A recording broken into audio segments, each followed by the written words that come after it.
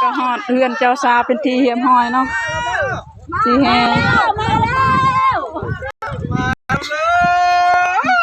อันนี้เป็นเฮือนเจ้าสาวด้วยพี่น้องจะพาเขาเร็วจะมาเลยตายเลยปลาจะทุบเอาขึ้นนี่เด้อให้เขาได้เด้อได้คนบ่ค่อยนี่บ่ให้เขาเด้อไม่อะไรเฮ้ยจะตอบเลยเนอะตอนนี้ก็เป็นเวลามาจะเลยมาคุยังเป็นเคยบ้านนะมาคอยนะแม่มาคอยเขามีเขาอยู่น้ำพาน้ำแม่ชื่อมาเอาช่างมาคำมาพูดให้แล้วเจ้าชื่อมายังออกคำมาพูดนี่มาจากการจากแป้งนี่แหละบ้ามาชอบมาให้แล้วบ้า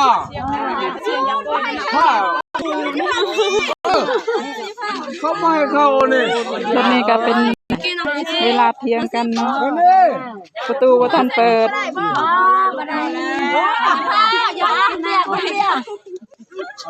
เอาเบียร์แรกเอาวันนี้เปิดแล้วว่าด้านว่าท่านเปิดยังบ่ทอดสินี่จะมาขำมาพูดจะซื้อ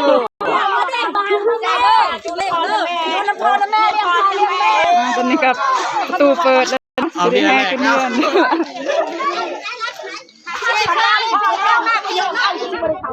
ป้ายังดันหนึ่งอยู่เด้อพี่น้องยังว่าทันผ่านสเตอันนะสเตอันมันนะชนนะ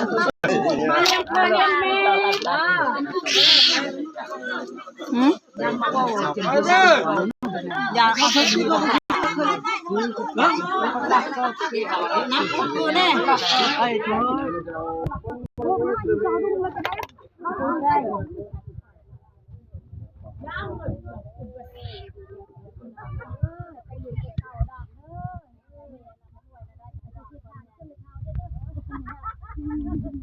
ไม่เท่าข้าวกี่ข้าวมันถึงใจลูกเคยแล้วเนาะ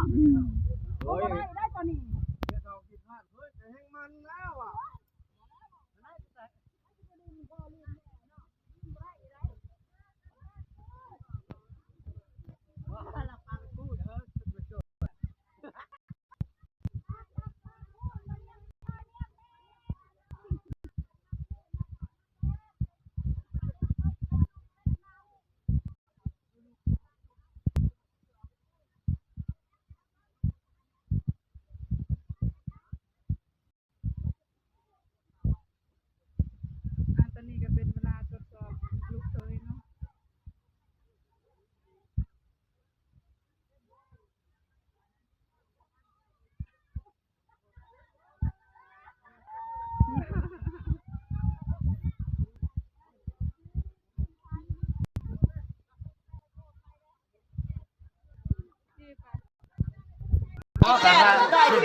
เราจับเร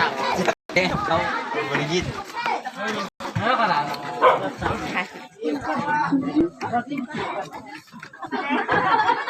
เดิน